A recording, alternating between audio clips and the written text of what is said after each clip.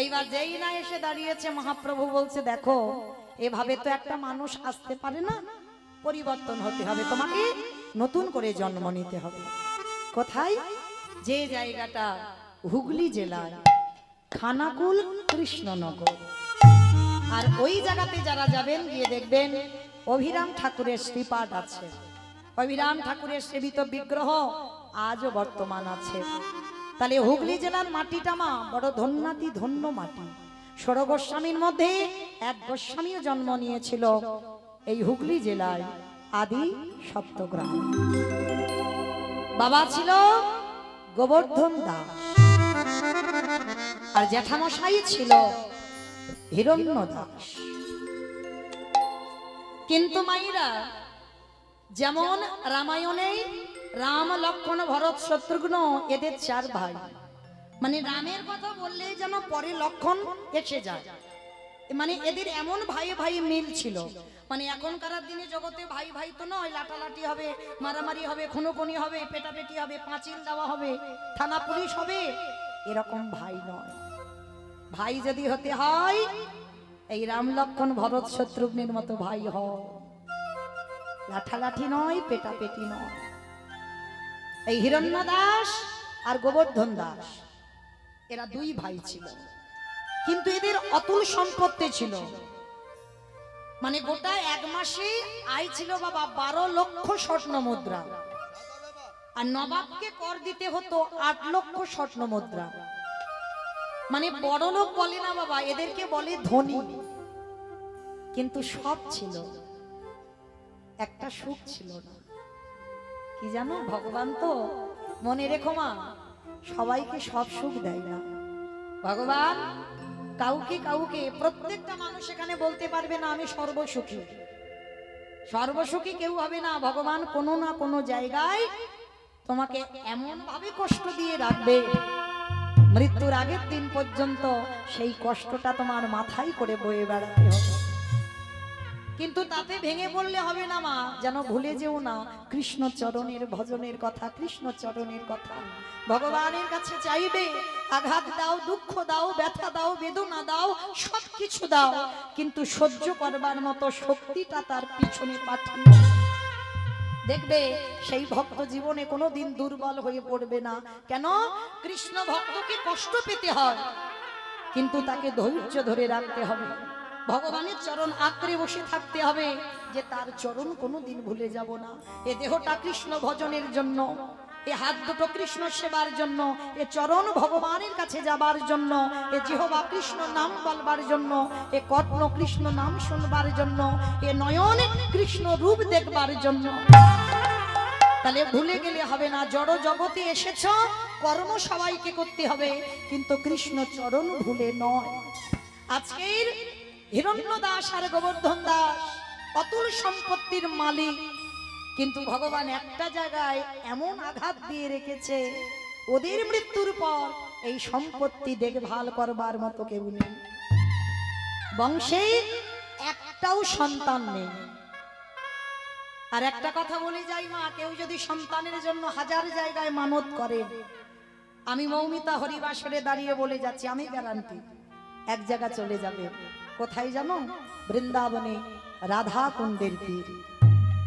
কারণ এই রাধা কুণ্ডে, কারণ আমরা মনুষ্য জীবনে সব তীর্থে স্নান করা অসম্ভব, কর্মজীবিত আমরা, সব তীর্থে স্নান হয় না।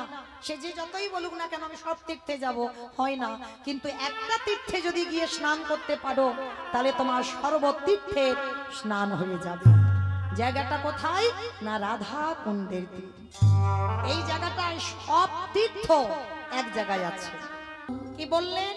কলিযুগের ভক্তদের হরিনাম ছাড়া কোনো গতি নাই, কোনো গতি নাই, কোনো গতি নাই। আপনারা প্রশ্ন করবেন, মৌমিতা কতদিন ধরে কীর্তন হচ্ছে আমার শঙ্কর দাদা ভাইয়ের বাড়ি? শুধু এখানে কীর্তন নয়, আরো বহু বহু জায়গায় আপনারা কীর্তন শুনতে যান। প্রতিটা কীর্তনিয়া বলো বা যারা ভাগবত পাঠ করতে বসে, প্রত্যেকের মুখে একটাই কথা, বলে হরিনাম শোনো, হরিনাম গাও, একাদশী করো, ভগবানের চরণে তুলসী দাও, ও ভগবান ছাড়া তোমার গতি নাই। ইমা মনে মনে হচ্ছে না? ও সবাই বলে, সব কীর্তনিয়ারা বলে হরিনাম ছাড়া পদ নাই। আচ্ছা, যে জায়গাটা বসেছেন মা বড় মূল্যবান জায়গা। এই জায়গা থেকে আপনাদের জায়গাটা আগে। যারা এখানে শাস্ত্র জ্ঞানী, যারা তত্ত্ব জ্ঞানী, তারা জানবেন নববিধা ভক্তির মধ্যে আগে আপনাদের জায়গাটা দিয়েছেন শ্রবণম, তারপরে বক্তার জায়গা। আগে ওই জায়গাটা মানে ওই পরীক্ষিতের জায়গাটা, ওই জায়গাতে বসে মা যদি ঠিক ঠিক শোনার মতো শোনা যায় তাহলে ওখানে বসে কৃপা হয়। আর এইখানে দাঁড়িয়ে যদি ঠিক ঠিক কীর্তন গাওয়ার মতো যদি গাওয়া যায়, এখানে দাঁড়িয়েও কৃপা পাওয়া যায়। তাহলে হচ্ছে না কেন? আমাদের গাওয়া ঠিক হচ্ছে না, শোনা ঠিক হচ্ছে না, তাই কৃপা হচ্ছে। কিন্তু যদি ঠিক ঠিক শোনার মতো শোনা যায় তাহলে শ্রবণ করেও কৃষ্ণ চরণ লাভ করা যায়। যেটা পরীক্ষিত রাজা বসে পেয়েছিল, কুমার ব্রহ্মচারী প্রভুপাদ ছিল সুখদেব গোস্বামীর চরণে বসে। তাহলে মা ওই জায়গাটা খুব মূল্যবান জায়গা, বসে ভাবতে হবে, অনুভব করতে হবে। শুধু কীর্তনিয়ারা কীর্তন গাইবি আর কানে শুনে শুধু বাড়িতে চলে যাব না। কীর্তন অনুভবের বিষয়, ভাবতে হবে, চিন্তা করতে হবে। এই যে কীর্তনিয়ারা বলছি আমরা হরিনাম ছাড়া গতি নাই, সত্যি কি মা গতি আছে? ভালো করে একটু বিচার করে দেখেন। যতই আপনারা আমরা আমার আমার করি না কেন, যতই বাবা জগৎ সংসারে ছেলে আমারে, মেয়ে আমারে, জায়গায় আমার, জমি আমার, বৈভব আমার, বন্ধু আমার, যতই আমার আমার করে আগলে বসে থাকো, কিন্তু মনে রেখো ভাই কেউ তোমার নয়, সব দুদিনের জন্য এসেছে। পৃথিবীতে যা কিছু দেখতে পাচ্ছি বাবা সবকিছু আমাদের অনিত্য বস্তু। আর নিত্য বস্তু যদি থাকতে হয় সেটা হলো আমার গৌর গোবিন্দ রাতুল চরণ। ওই চরণটা হচ্ছে আমাদের নিত্য বস্তু। আর সব জগতে অনিত্য বস্তু, সব দুদিনের জন্য। আজকে তোমার আছে, কালকে তোমার কাছ থেকে চলে যাবে, ওটা তোমার নয়। তোমার যদি হতো তুমি সারা জীবন তাকে আঁকলে বসে থাকতে পারবে। তাহলে আঁকলে বসে সারা জীবন একজনকে ধরে রাখতে পারবে, যেটা হলো আমার গৌর গোবিন্দ চরণ। ও কোনোদিন তোমায় ছেড়ে যাবে না, ও কোনোদিন বলবে না আমার সময় শেষ, আমি তোকে ছেড়ে চলে যাব। তাহলে ওটাই হলো নিত্য বস্তু। তাহলে যে যত বাবা ধনী হই না কেন, যে যত বড় লোক হই না কেন, কেউ যদি টাকার বিছানায়ও ঘুমায়, কেউ যদি সোনার পালঙ্কেও যদি ঘুমায়, তবু মনে রেখো মা শেষের দিনে কেউ তোমার সাথে যাবে না। জানি না আপনাদের মুর্শিদাবাদ জেলায় নিয়ম আছে কিনা, আপনাদের এই বহরমপুর এলাকায়ও নিয়ম আছে কিনা, তবে আমার ডায়মন্ড হারবার এলাকায় নিয়ম আছে মা। মানুষ মরে গেলে মৃত্যুর পর সে বড় লোক হোক আর গরিব হোক, দুটো জিনিস তাকে ভাড়া করতে হবে, একটা হলো খোল আর একটা হলো করতাল। আর ওই পিছনে বাজলে বলো হরি হরি বল, বলো হরি হরি বল। কি মা আপনাদের এই মুর্শিদাবাদে হয়তো হয়? আচ্ছা, এই যে মাথাগুলো নেড়ে বলছো মানুষ মরে গেলে হরি নাম করতে করতে খোল করতাল বাজি বাজি যায়, কিন্তু কেন যাব? কেন যাব? যখন ঠাকুর বিসর্জন হচ্ছে লরিতে করে বড় বড় ডিজে বক্স বাজি বাজি যাচ্ছে, যাচ্ছে কি না? এমন বক্স বাজবে বাবা যেন হার্ট ব্লক হয়ে গেল, এমন ধুমধাড়াক্কা বাজছে। তাহলে সেটাও মা আর আমরাও মা। তাহলে ঠাকুর বিসর্জনে যাচ্ছ তখন তো বাজনা বাজিয়ে যাচ্ছ না, তখন তো ডিজে বক্স বাজাচ্ছ। আর যেদিন আমাদের দেহ বিসর্জন হবে সেদিন কি একটা ডিজে বক্স বাজিয়ে বাজিয়ে গেলে হতো না? নিশ্চয়ই হতো, হওয়ালে হবে, কিন্তু হচ্ছে না কেন? এই জায়গায় চৈতন্য মহাপ্রভু জীবের চৈতন্য দান করলো। ওরে কলির জীব শেষের দিকে তাকিয়ে দেয়, এলি খালি হাতে যাবি খালি হাতে। যেদিন এসেছিলিস তোর সাথে কিছু ছিল না, আরে যেদিন ভব ছেড়ে চলে যাবি তোর সাথে কিছু যাবে না। তাহলে এসেছিলিস খালি হাতে, যাচ্ছিস খালি হাতে, তাহলে সাথ দিচ্ছে কি? এই হরি নামে যাবে। যাত্রা নাটক ফাংশন থিয়েটার যাই কিছু করো না কেন, কিছু যাচ্ছে না। তাহলে যাচ্ছে কি? এই হরি নামে যাবে। আমাদের পচা দেখো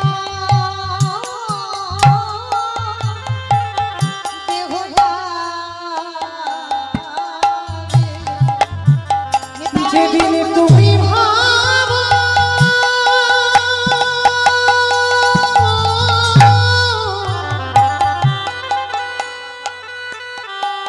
যেদিন তুমি ভাবো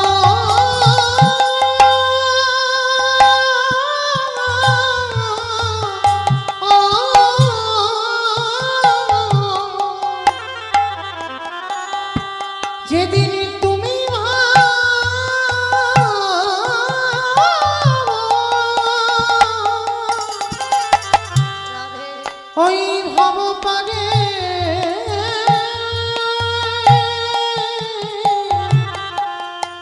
পারে যাবে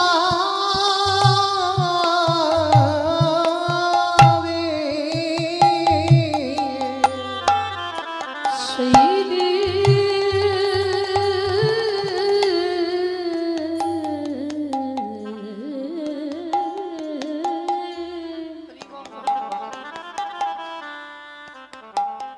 সেই দিনে নামে যাবে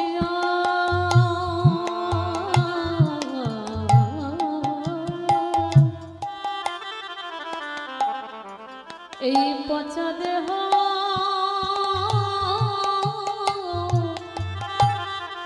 ও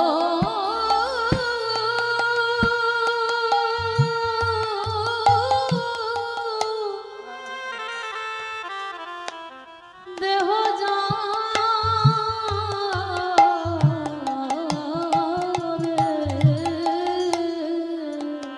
ভাই তোমার সেদিন সঙ্গের সাথী সাথী কেহ থাকবে না যেদিন খাঁচা ছেড়ে প্রাণে পাখি চলে যাবে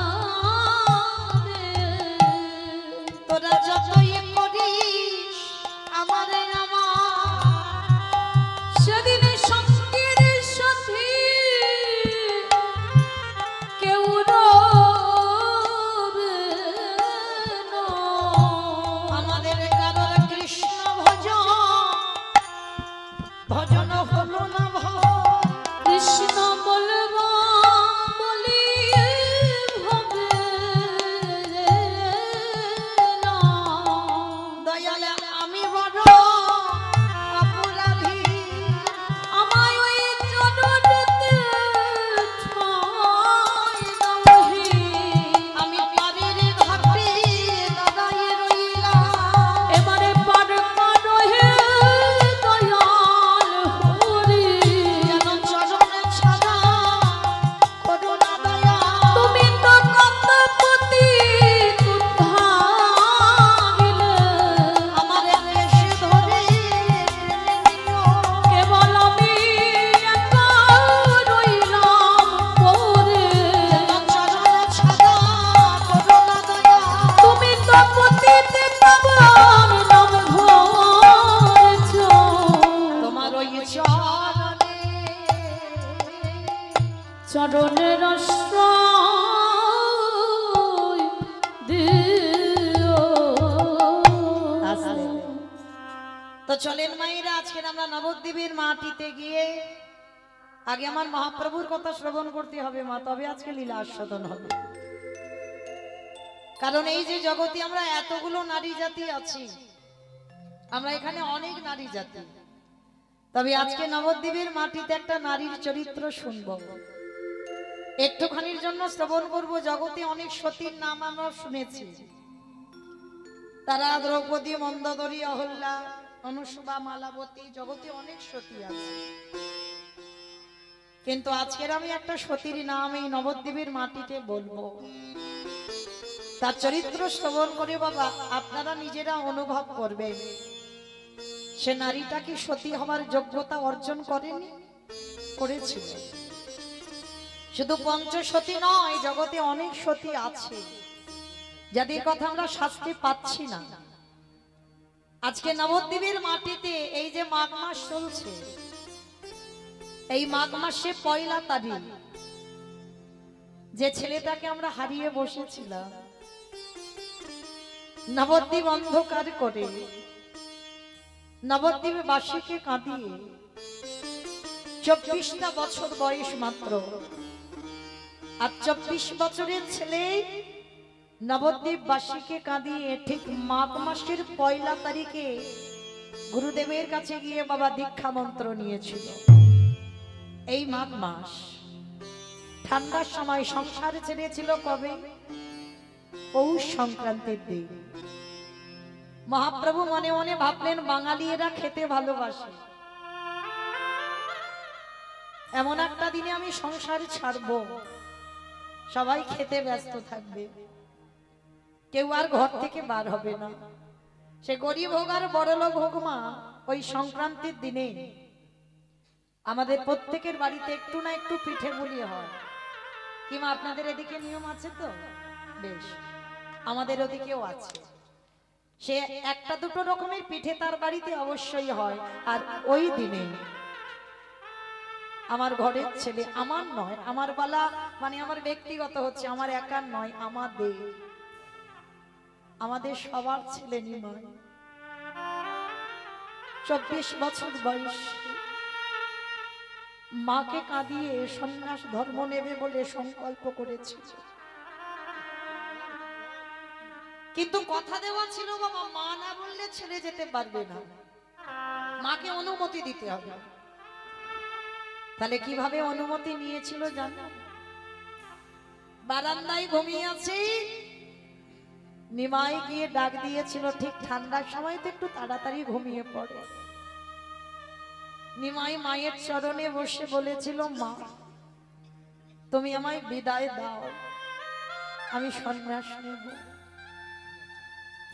মা ঘুমের ঘরে, আর নিমাইয়ের কণ্ঠটা ছিল মা ঠিক কোকিলের মতো কণ্ঠ। এমন আওয়াজ না, কথা বললে মনে হতো যেন কোকিল কানের কাছে কুহু কুহু রবে ডাকছে। ঘুমের ঘরে মা বলেছিল, ওদের ব্রজের কোকিল তুই ব্রজে ফিরে যা। এটাই ছিল মা সচিমার জীবনে সব থেকে বড় কাল। কেন বলবে ব্রজের কোকিল ব্রজে ফিরে যা? শেষ বেলার মতো মাকে প্রণাম করে, আর ওই যে ছোট্ট মেয়েটা না, 14 বছর বয়স, মেয়েটা রোজ ঘুমাতো, তবে আজকের ঘুমটা একটু অন্যরকম।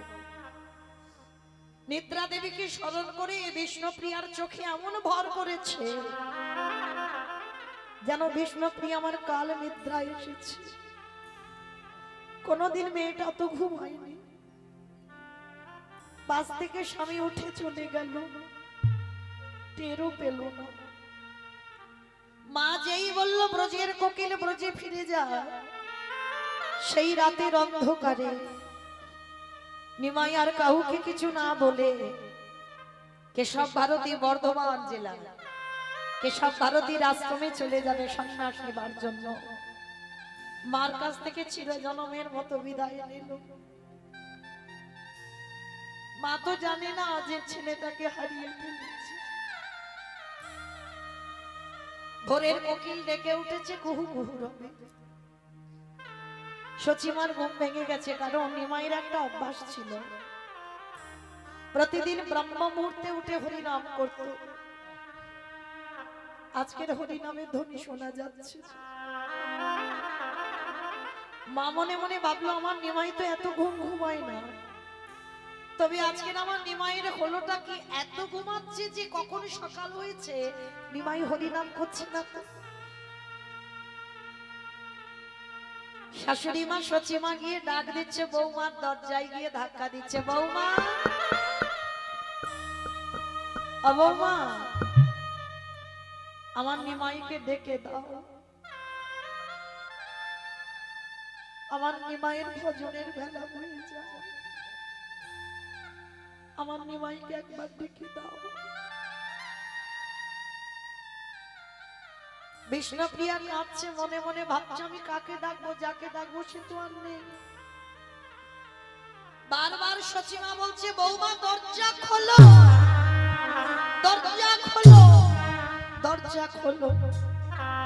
বিষ্ণুপ্রিয়া আর থাকতে পারলো না, দরজাটা খুলে দিয়ে একেবারে শাশুড়ি মার চরণে আছাড় রেখে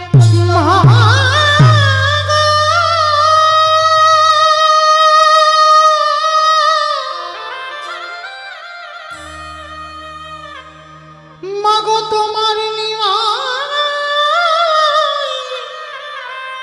এই নদিয়াতে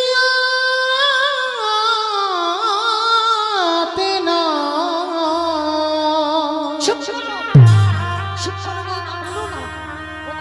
সে যে নদী আছে রে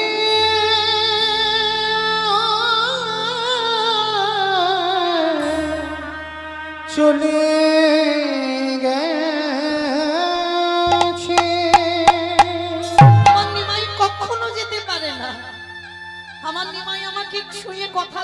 আমি না বললেও যাবে না।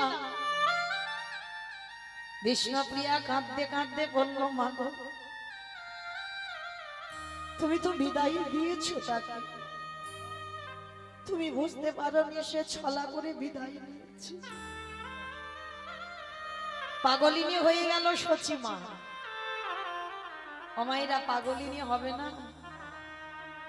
আমাদের কোল থেকে যদি একটা ছেলে চলে যায় আমাদের কত অভিমান হয়, ভগবানের উপরে কত কটু কথা বলি, ঠাকুর তোমার ডাকবো না, তুমি দেখতে পেলে না আমি বাবা মা বসে আছি, আমার কোলের ছেলেকে কেড়ে নিল, কত অভিমান হয়।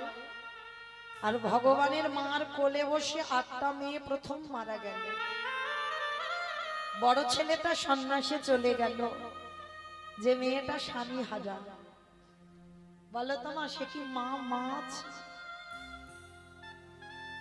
কেঁদে কেঁদে আর হৃদয়টা পুড়ে গেছে। নিমাই ছিল যার একমাত্র ভরসা, সেই নিমাইও চির জনমের মতো চলে গেল, পাগলিনী হয়ে গেল। যখনই শুনেছি নিমাই সন্ন্যাসী, যাকে দেখতে পাচ্ছে তাকে ধরে বলছে, বলো না, বলো না গো, তোমরা কেউ দেখেছো, তোমরা কেউ দেখেছো আমার ছেলেটা কোন রাস্তা দিয়ে গেছে? ও যে রাত্রিবেলা ঘুমিয়েছিল, আমাকে কথা দিয়েছিল আমাকে ছেড়েও কোনোদিন কোথাও যাবে না, বলো না। আমি যে কাঁদতে কাঁদতে আর কাঁদতে, নিমাই রে,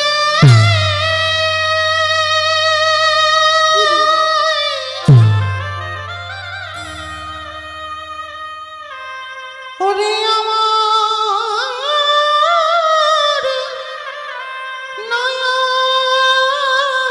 নয়ন মনি, ওরে একেবারে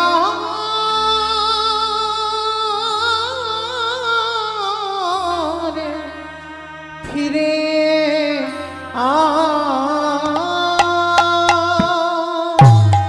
যাকে দেখতে পাচ্ছে তাকে ধরে বলছে, বলো না, বলো না, তোমরা কেউ দেখেছো আমার ছেলেটাকে? ওকে ছাড়া যে আমি থাকতে পারি না, বলো না। তোমরা কি কেউ জানো না আমার নিমাই কোন পথে যাচ্ছে? হঠাৎ দেখলো সুরধনির তীরে একটা গৌরের মতো ছেলে দাঁড়িয়ে আছে। মা মনে করলো ওটাই বুঝি আমার নিমাই। পিছন থেকে মা আমার আচমকা গিয়ে ডাক দিল, নিমা, নিমা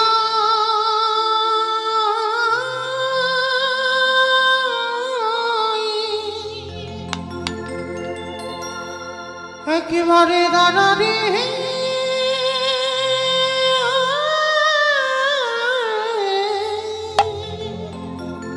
ফিরে আয় বাবা, একেবারে দেখি বহুত তোমার নিমাই, নিমাই দাদারি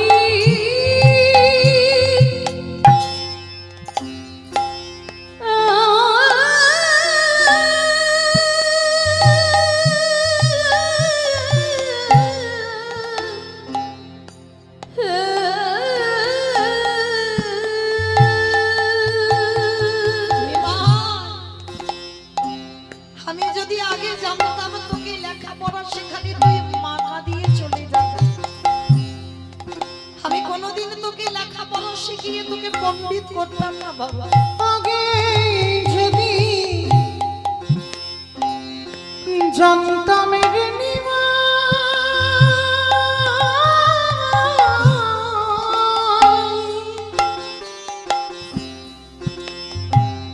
যাবে রে ছড়িয়া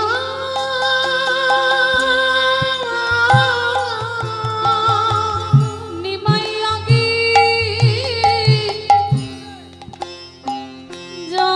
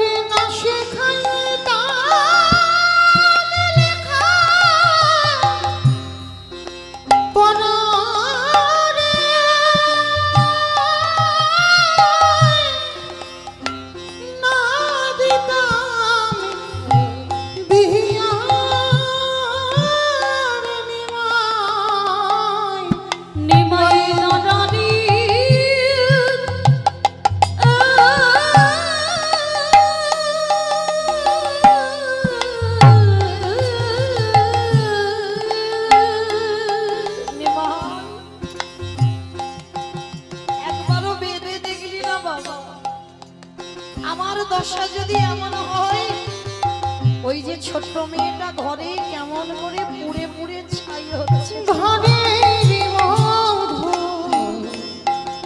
ফিরে আয় বাবা, বিষ্ণু প্রিয়ারে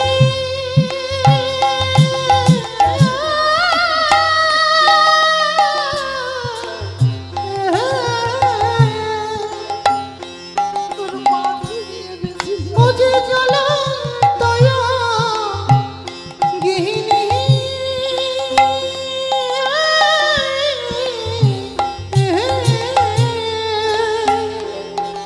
ওদের ঘরের বধূ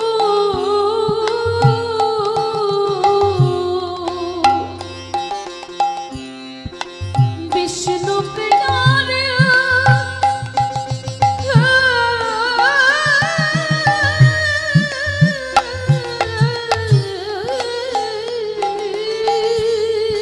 ফিরে আয় বাবা, ফিরে আয়। অসে জনন্ত অগ্নি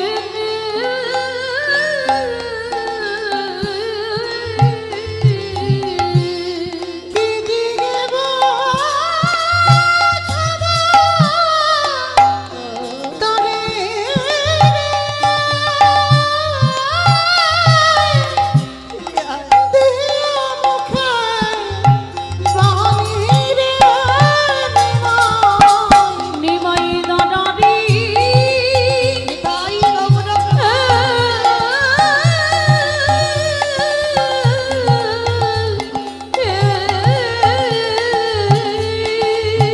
এবার আমি বারবার বলেছিলাম তুই সন্ন্যাসী হোস না বাবা, আমার কোলের কাছে থাক, অন্তত আমি মরার আগে আমি যেন তোর মুখ থেকে কৃষ্ণ নাম শুনতে শুনতে যেতে পারি। সন্ন্যাসীনা হইও রে নিমাই।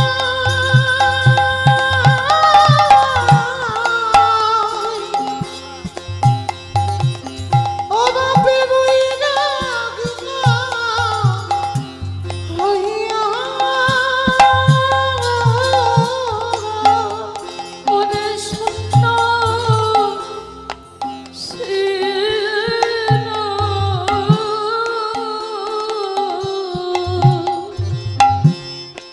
হইরে দিবা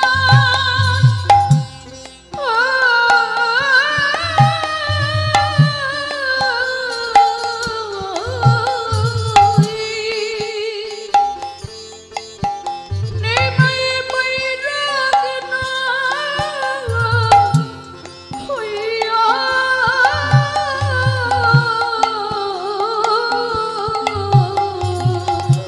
ঘরে বসে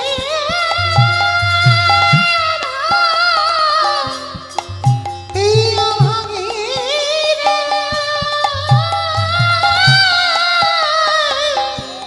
মা বলে ডাকি রে নিমাই। নিমাই দাঁড়ানি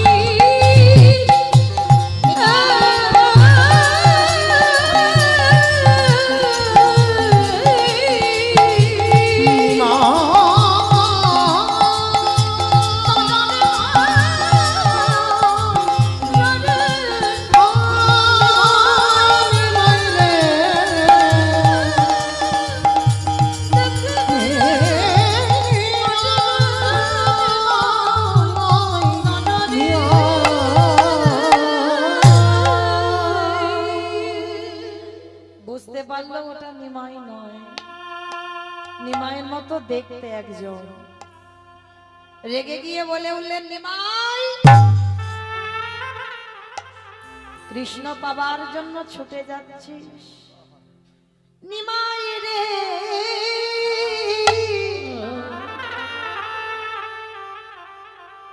আমি যদি তোর প্রকৃত মা কই, আমি যদি তোরে প্রকৃত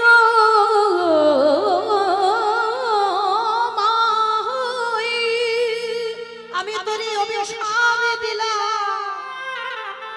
ওরে নিমাই মামা দানো ভালো না, আরে তোর মা যত নদীয়ায় বসে বসে বসে কাঁদবি, তোর কৃষ্ণ দর্শন কোনদিন হবে না। বিশ্বের শ্রেষ্ঠ মালিক ভগবান অন্তর্যামী ভক্তের কথা অনুভব করলো।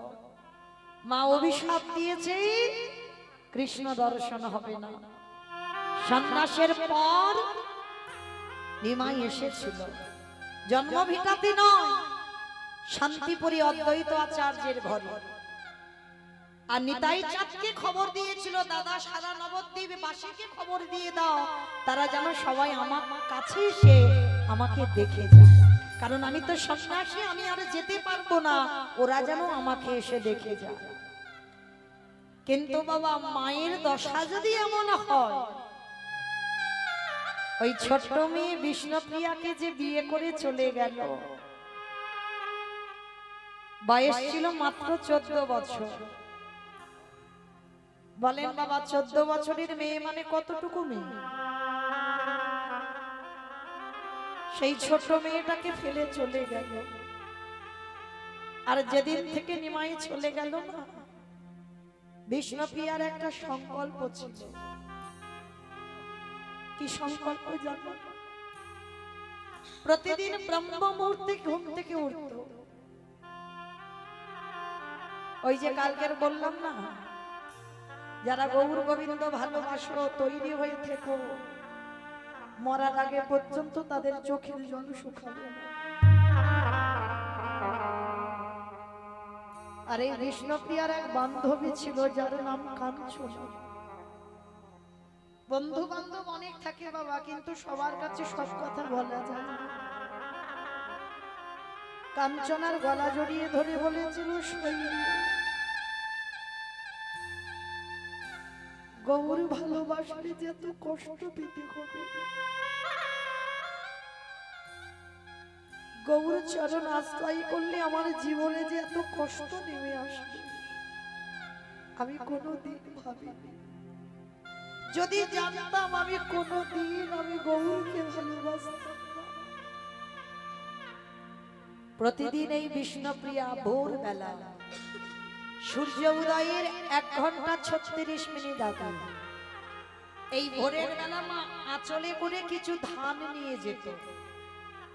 আস্তে মা, আস্তে কথা নয়, আঁচলে করে কিছু ধান নিয়ে যেত। এই জায়গাটা একটু মন দিয়ে শুনবে। আর ওই ধানগুলো নিয়ে যেত সুরধনী গঙ্গার তীরে, স্নান করত ভিজে কাপড়ে, একটা করে ওই ধান হাতে নিত, ভিজে কাপড়ে নখে খুঁটে চাল বের করত।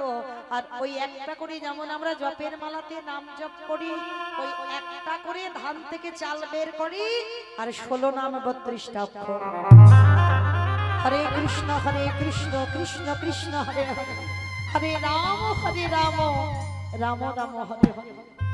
16 নাম 32টা অক্ষর বলে, আর একটা করে ধান থেকে চাল বের করে। কতক্ষণ? সূর্য পাটে বসা পর্যন্ত। যতগুলো চাউল হয়, একটা সংকল্প, ওই যে বললাম নিমাই চলে যাবার পর, ওইটুকু চাউল মাটির হাঁড়িতে রন্ধন করে, শাশুড়ি মাকে সেবা দেয়, বাড়ি একটা কাজের মেয়ে ছিল তাকে দেয়। আর বিষ্ণুপ্রিয়ার সংকল্প, একটা করে অন্ন সেবা,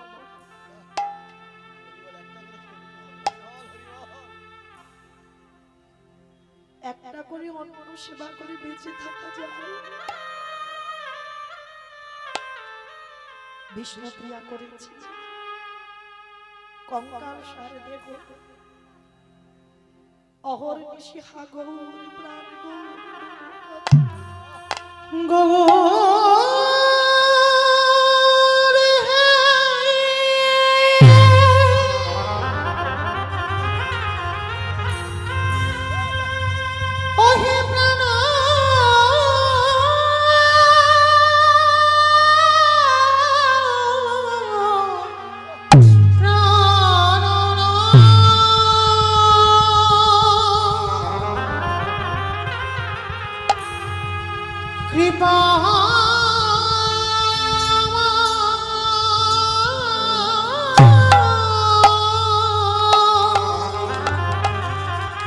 কৃপা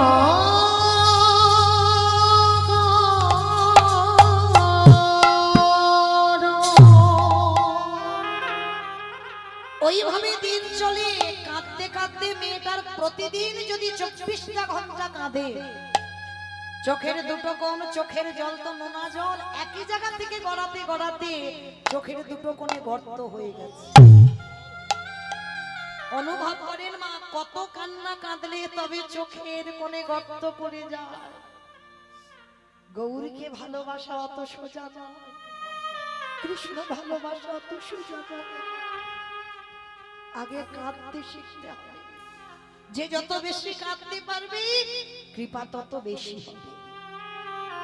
বিষ্ণুপ্রিয়া ওই নয়ন জলে বুক ভাসিয়ে কাঁদে, আর ওই সবাই মিলে দেখতে যাচ্ছে বাবা নিমাই এসেছে অদ্বৈত আচার্যের ঘরে। আর সবাই যখন নদিয়া থেকে ছুটতে ছুটতে যাচ্ছে, নিমাই এসেছে গো, নিমাই এসেছে, চলে একবার দেখে আসো। সবাই দেখতে যাচ্ছে, আর কতগুলো মেয়ে বিষ্ণুপ্রিয়ার কাছে গেছে। প্রিয়া, তুই কেমন বিচারিণী হয়েছিস দেখেছিস? আমাদের নিমাই এলো, সবাইকে যেতে বললো, কই তোকে তো যেতে বললো না। মানে যেটা চলতি কথায় বলে বাবা, কাটা ঘায়ে নুনের ছিটে দেওয়া। সবাই কিন্তু জানে বিষ্ণুপ্রিয়া কষ্ট পাচ্ছে, কাঁদছে, কারণ নদিয়া থেকে সবাই যাচ্ছে, সবাইকে বলেছে, কিন্তু বিষ্ণুপ্রিয়াকে কেউ খবর দেয়।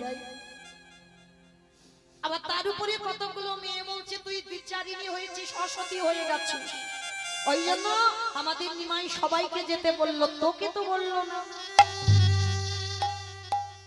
বিষ্ণুপ্রিয়া চোখের জলটা মুছে ফেলে বলছে, বাহ,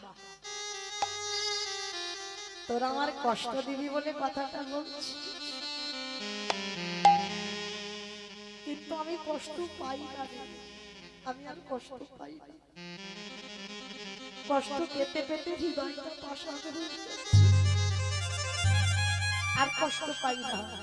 তবে শোন, এই যে আমাকে বলছিস না সবাইকে যেতে বললো, আমাকে যেতে বললো না, কিন্তু একবারও কি তোরা এই কথাটা বলবার আগে ভেবে দেখেছিস? যে মানুষটাকে পাবার জন্য জগতে সবাই কাঁদে, ত্রিজগতের মানুষ যে মানুষটাকে পাবার জন্য কাঁদে, আসলে সে মানুষটা কার? এই পৃথিবীতে সেই মানুষটাকে আমার মতো করে কেউ পায় না। তাই তোরা হাজার বলবি, হাজার কষ্ট দিবি, আমি কষ্ট পাবো না, যা তোরা চলে যা। আর তোরা গেলে মনে করছিস আমাকে বললে আমি যেতাম? আমি কখনো যেতাম না। নদিয়া থেকে সবাই যাবে, কিন্তু আমি যাব না। সবাই গিয়েছিল বাবা নিমাইয়ের কাছে, কিন্তু বিষ্ণুপ্রিয়া যায় না। নবদ্বীপ অন্ধকার, কোনো লোকজন নেই, একা বিষ্ণুপ্রিয়া ঘরের কোণে। ঠিক সন্ধ্যা হবে, তুলসী তলায় বসেছে, তুলসী তলায় বসে বসে কাঁদছে আর বলছে, আমার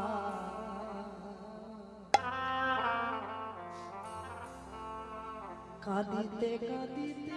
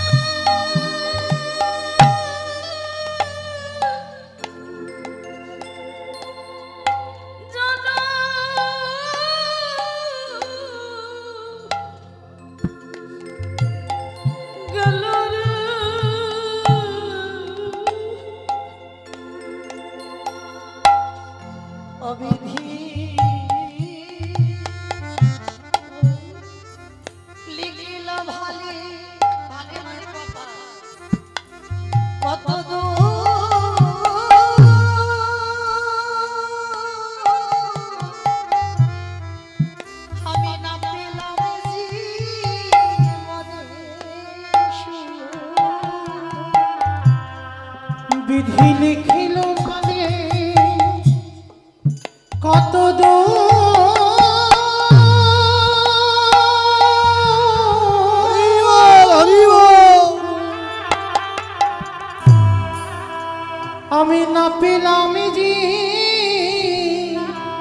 বনে অবিধিরে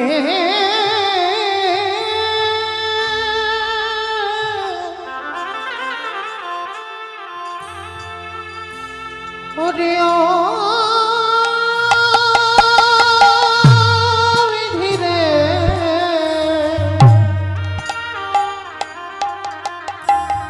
ও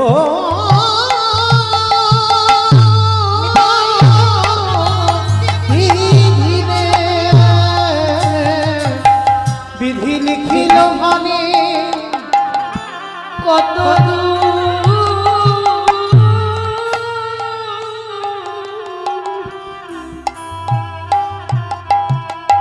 আমি না পেলাম যে মনে ওরে মনে এখনো আমি কি বা করি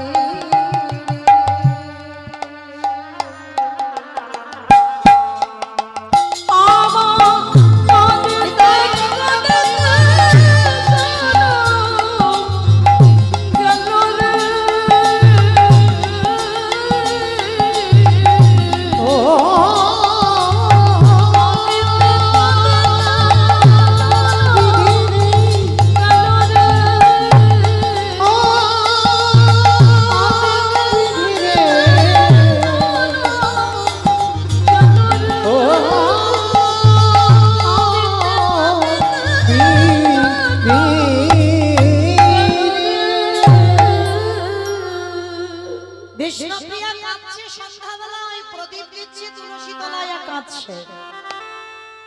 আর আমার নিমাই রাতের অন্ধকারে সবাইকে দেখেছে, কিন্তু বিষ্ণুপ্রিয়াকে দেখে।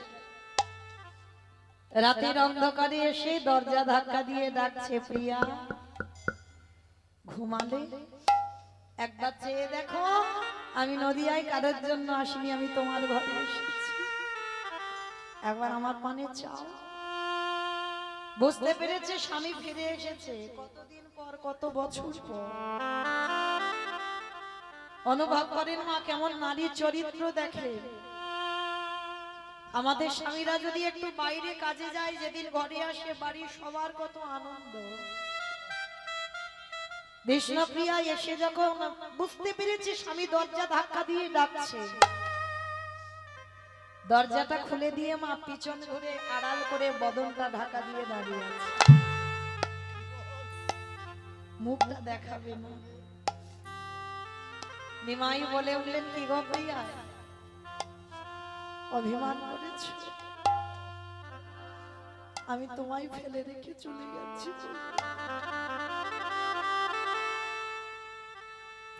কিন্তু ধর্ম রক্ষার জন্য, এই জগৎবাসীর কল্যাণের জন্য তোমার সন্ন্যাস নিতেই হবে। তুমি অভিমান করো না প্রিয়া, আমি নদিয়ায় কারোর জন্য আসিনি, আমি তোমার জন্য ছুটে এসেছি, একবার আমার পানে চাও। বিষ্ণুপ্রিয়া এত বছর পরে স্বামীকে কাছে পেয়েও আড়াল করে বলে উঠলেন, তুমি ফিরে যাও। কেন এসেছো আমার কাছে? আর তুমি যদি স্বামী 1000বার ডাকো, আমি একবারও তোমার ডাকে সাড়া দিতে পারি না। কেন তুমি পারো না? তার মানে আমার উপরে এত অভিমান করেছো, আমি তোমাকে ডাকছি তুমি এদিকে তাকাবে না? বলে না স্বামী, আমার অভিমান নয়, তুমি বোধহয় ভুলে গেলে যেই একবার সন্ন্যাসী হয়ে যায়, তুমি কি জানো না স্বামী, তারে যে নারী বদল,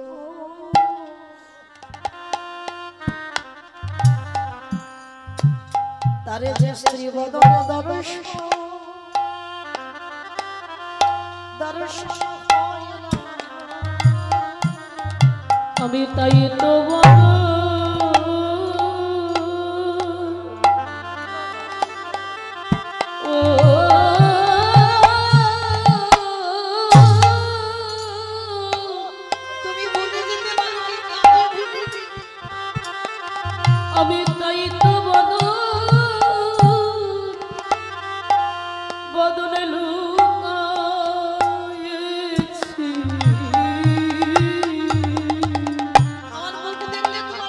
তোমার নারী বদন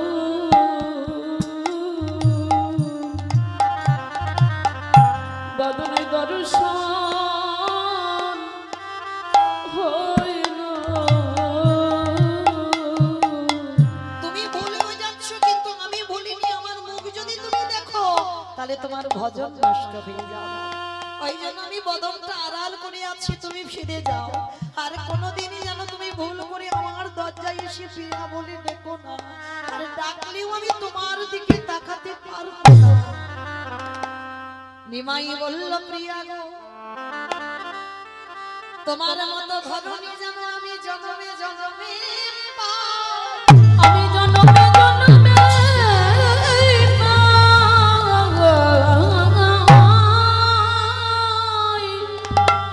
তোমার মতো ঘরণী আমার কৃষ্ণ ভজনের পদ নষ্ট হতে দিল না।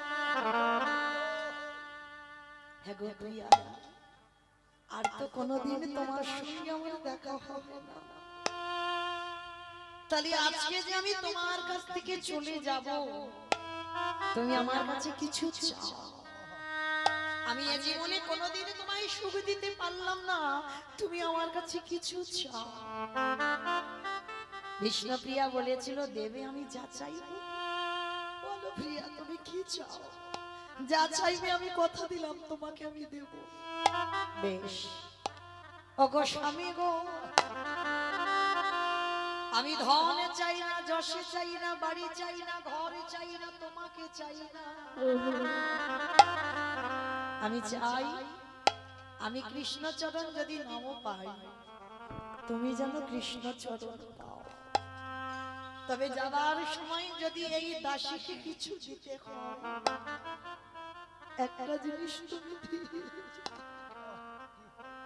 বলো তুমি কি চাও? তোমার চরণে চরণের খড়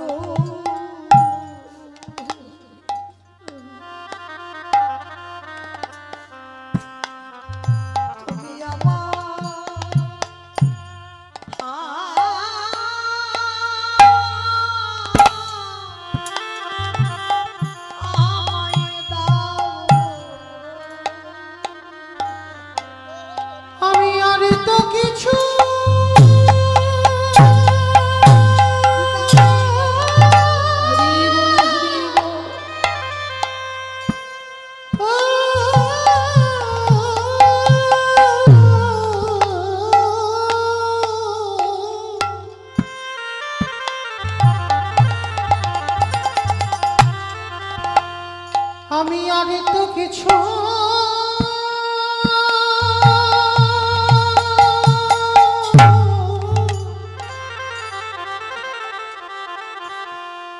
কিছু চাহি না,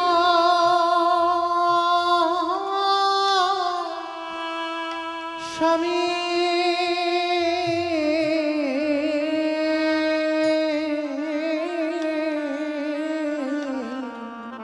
তোমার চরণের খড়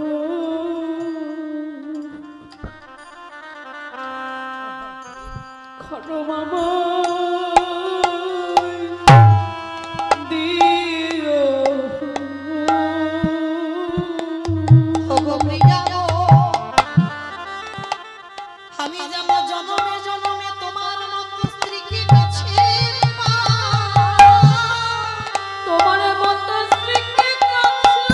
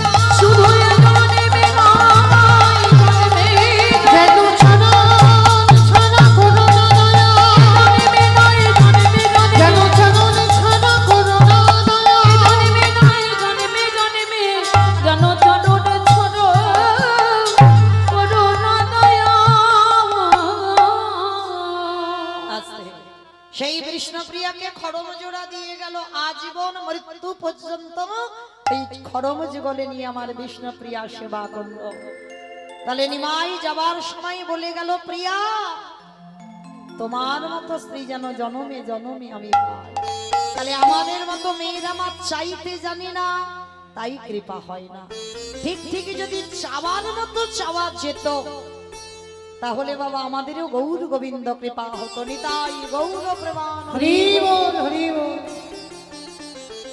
তো সেই চৈতন্য মহাপ্রভু আজকে নবদ্বীপের মাটিতে একা একা বাবা কীর্তন করছে না, সাথে কাকে নিয়েছে? আমার নিতাই চাঁদ, দুই ভাই। মানে একা একা হরিনাম বিতরণ করছে না, নিতাই চাঁদকে নিয়েছে। আর নিতাই চাঁদ কি করছে জানো? নিতাই যারে দেখে তাদের বলে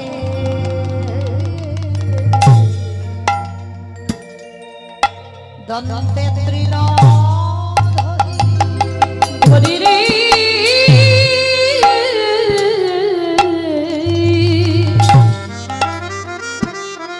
নিতাই জানে রাখি আরে বলে গোদন্তে তৃণ ধরি ধরি রে তোমরা আমারে তোমরা আমারে তোমরা আমারে। এটা মৌমিতার কিন্তু বলছে না, নিতাই চাঁদ বলছে। কি বলছে? নবদ্বীপের গলিতে গলিতে যারে দেখে তার পদ ধরে বলে, ওরে গলির আনন্দজি, তোদের ঘরে আমি বাসন মেজে দেব, তোদের ঘরে আমি পাটনা বেটে দেব, তোদের ঘরে আমি কাপড় কেচে দেব, তোরা যা বলবি তাই শুনব, কিন্তু বিনিময়ে তোরা কিছু মাইনে দিস বা না দিস, তোদের সবাইকে একটা কাজ করতে হবে। কত সুন্দর কথা দেখো নিতাই চাঁদের। তোরা যা বলবি আমি সব করে দেব, সংসারের যাবতীয় কাজ করে দেব, তাহলে তার বিনিময়ে কোনো মাইনে নয়। তাহলে কি করতে হবে? তোরা আমার তোরা আমার কিনে গেলা কিনে গেল নিতাই চাঁদ সব কাজ করে দেবে, বিনিময়ে কি করতে হবে? একবার বলো গৌর হরি হরি রে আমারি আমারি বলে আমারি কিনে আওলা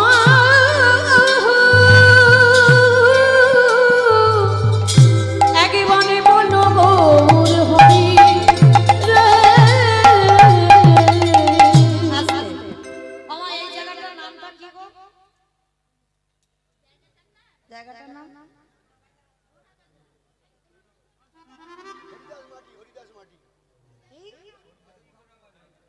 অযোধ্যানগর।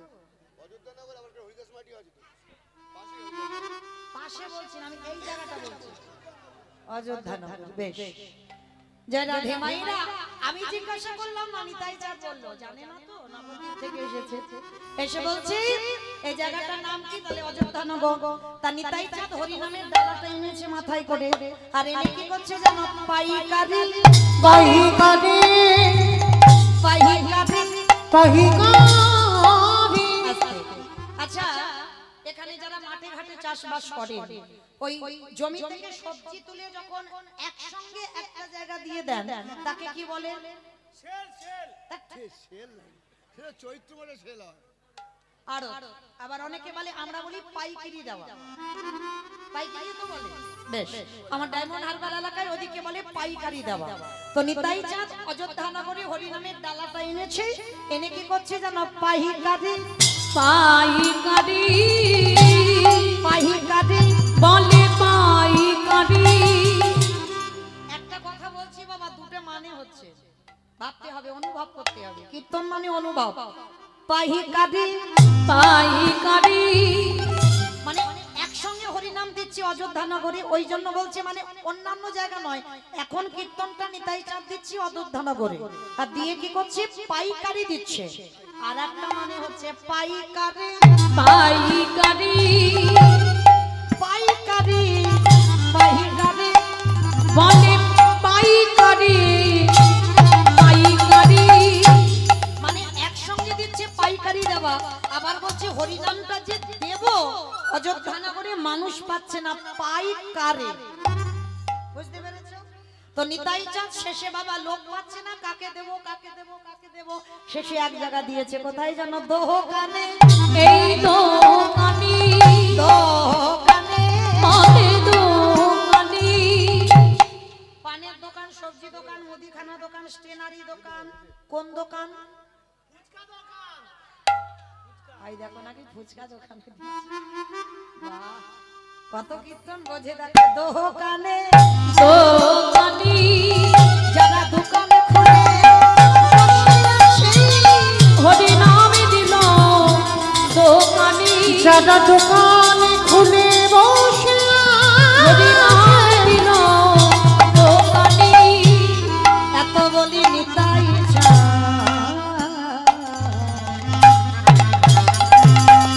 ভূমি গড়ি যায় যায় রে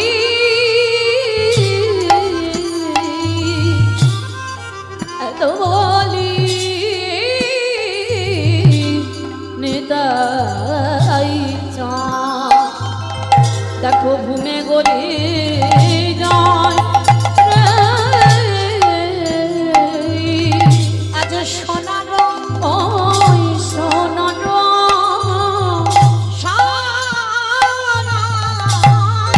দেখো সোনার পর্বত যেন পর্বত যেন দেখো ধুলাতে লুটায় রে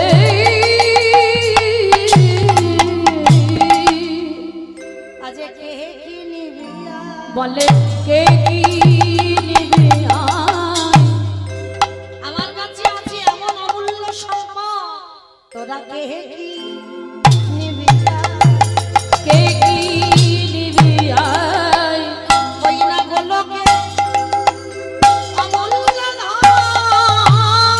তোরা কে কি নিবে আয় বলি দাঁড়ে দাঁড়ে বিলাইছে, নামে দাঁড়ে দাঁড়ে বিলাইছে বলি দাঁড়ে দাঁড়ে বিলাইছে, দাঁড়ে দাঁড়ে বিলাইছে বলি মধুমাখা কৃষ্ণ নাম। নামে দাঁড়ে দাঁড়ে বিলাইছে বলি মধুমাখা কৃষ্ণ নাম। নামে দাঁড়ে দাঁড়ে বিলাইছে বলি হবে না আর হবার নয়। হবে না আর হবার না বলি এমন করে দুর্লভ মানব জন্ম, না না হবে না আর হবার না এমন করে দুর্লভ মানব জন্ম। হবে না আর হবার না যে দেখনি দেখে না, যে দেখনি দেখে না আজ যে দেখনি দেখে না, যে দেখনি দেখে না বলি রাধা কৃষ্ণ যুগল চরণ। বলে যে দেখনি দেখে না রাধা কৃষ্ণ যুগল চরণ। বলে যে দেখনি দেখে না হরি হরি বলে দেখনি দেখে না হরি হরি হরি বলে দেখনি দেখে না মুখে হরি হরি হরি বলে দেখনি দেখে না মুখে হরি হরি হরি বলে দেখনি দেখে না যে দেখনি দেখে না আহা সোনার পর্বত যেন আদি ধুলাতে লোটা দেখো ধুলাতে লোটা হেন অবতারে যার রতি না জনমী, রতি না জননী দাসিল চনে বলে সেই পাপি এলো আর রে। এলো গেল দাসলোচন বলে সে পাপি এলো গেল রে রচনা বলে সেই পাপে এলো শিলোচন বলে সেই পাপে এলো যাও কেন রে এলো লোচনে বলে সেই পাপে এলো গেল রে লোচন বলে সেই পাপি এলো গেল রে লোচনে বলে সেই পাপে এলো রে শিলোচন বলে সেই পাপি এলো গেল রে লোচন বলে সেই পাপে এলো গেল রে লোচনে বলে সেই পাপি জানি তাই। চলুন এবার আমরা যাবো একটু বৃন্দাবন। ততক্ষণ নবদ্বীপে ছিলাম, একবার সবাই মিলে বলেন গৌর সত্তারে কি জয় ধ্বনিটা হলো কি জয়। কালকে রিহার্সাল দিলাম, আজকে ভুলে যাচ্ছে। বললাম ধ্বনিটা হলো কি, আমার ধ্বনিটা হলো না, একটু প্রেম সে দিতে হবে। এত জোরে ধ্বনি দাও, কত দূর যাবে? ও বাবা কোর্টের কাজ চলে যাবে, বহরমপুর কোর্ট। শেষে একবারে কোট বুঝে পেলে আর কিছু বুঝে পাচ্ছি না। আচ্ছা বেশ, আমার বহরমপুর কোর্ট যাবে। খিদিরপুর যা, খিদিরপুর। বেশ, আচ্ছা দেখি সবাই হাত দুটো তোলো তো দেখি একবার। সবাই প্রেম সে বলবেন গৌর সুন্দরী কি জয়। আমার উলু নয়, উলু দিলে আওয়াজ কম হবে, জয় দেবে কেমন? বলো গৌর সুন্দরী কি জয় নবদ্বীপে ধাম কি জয় সচির নন্দন কি জয় কৃষ্ণ প্রিয়া কি জয় নিতাই চাঁদ কি জয় ভক্তবৃন্দ কি জয় হরিবাসন ধাম কি জয় সাধু গুরু বৈষ্ণব কি জয় আপন আপন গুরু চরণ কি জয় হরিনাম যজ্ঞ কি জয় আজকে আনন্দ কি জয় নিতাই গৌর প্রেমা। হরি বেশ, চলো এবার সুরধ্বনির তীর ধরি। আজকে আমাদের আস্বাদন কি হবে আপনারা জানেন, তবু একটু মনে করিয়ে দিই। সর্বস্বামী আছে যাদের পদ অবলম্বন করে আমরা ভজনের পথে এগিয়ে যাই, সেই সর্বস্বামীর মধ্যে এক গোস্বামী যার নাম হলো রঘুনাথ দাস গোস্বামী। আজ আস্বাদন হবে রঘুনাথ দাসের বৈরাগ্য। তো চলেন, তার আগে আমাদের যেতে হবে তো সুরধ্বনির তীর ধরে। তো যখন যাব ওই একটু প্রেম সে উলুধ্বনি দাও দেখি।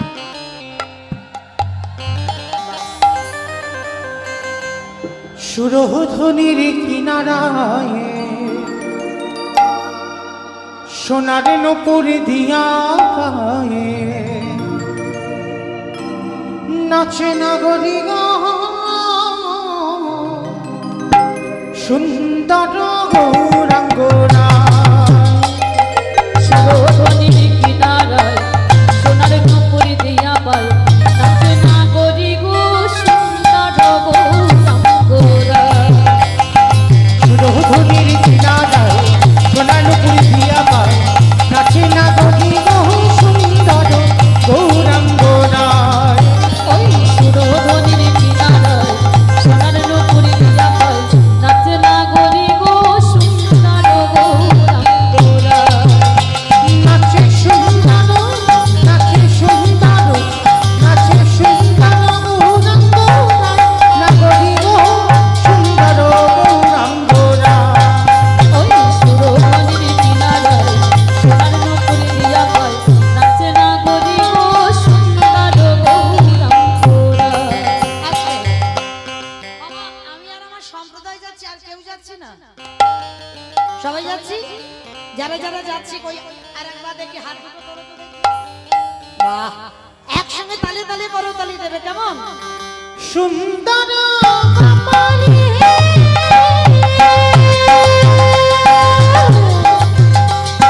সুন্দর তিলক ওই সুন্দর কপালে